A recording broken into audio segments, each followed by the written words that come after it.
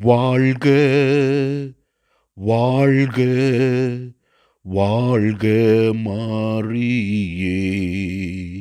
இன்று தாயாம் திரு அவை தூய கன்னிமரியாவின் விண்ணேற்பு பெருவிழாவை சிறப்பிக்கிறது. மேலும் இந்திய நாடு சுதந்திர தின விழாவை சிறப்பிக்கிறது. ஆண்டவரே, உமது தாயின் வழியாக நீர் செய்து கொண்டிருக்கிற மகத்தான செயல்களுக்காக நன்றி சொல்லுகிறோம். நாங்கள் அனைவரும் உம்முடைய பிள்ளைகளாக வாழக்கூடிய அருளை கொடுத்து நீர் எங்களை ஆசீர்வதிக்கின்ற கிருபைக்காக நன்றி செலுத்துகிறோம். முதல் வாசகத்திலே நாம் பார்க்கிறோம் எவ்வாறு தூய கன்னிமரியாள் விண்ணகத்தில் வீற்றிருக்கிறார் என்பதை பற்றி தெல்லம் தெளிவாக விளக்குகின்றது.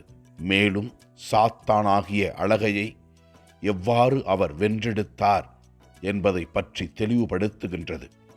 இரண்டாம் வாசகத்திலே இயேசு நமக்கு முன்பாக சாவை வென்று உயிர் தெழுந்திருக்கிறார் என்றும் அவரது ஆட்சி என்றுமே நிலைத்திருக்கும் என்றும் தெளிவுபடுத்துகின்றது.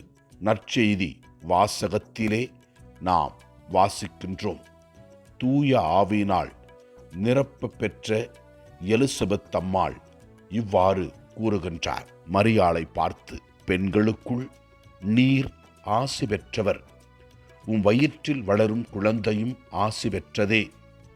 என் ஆண்டவரின் தாய் என்னிடம் வர நான் யார் என்று கூறினார். இதை கேட்ட தூய கன்னிமரியாள் இவ்வாறு ஆண்டவரை போற்றுகின்றார். ஆண்டவரை எனது உள்ளம் போற்றி பெருமைப்படுத்துகின்றது. என் மீட்பராம் கடவுளை நினைத்து எனது மனம் பேருவகை கொள்கின்றது. ஏனெனில் அவர் தம் அடிமையை தாழ்நிலையை கண்ணோக்கினார்.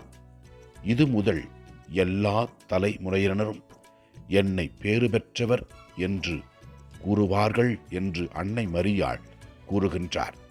கடவுள் அன்னை மரியாளுக்கு அரும் பெரும் செயல்கள் பல புரிந்துள்ளார் என்று கூறுகின்றார்.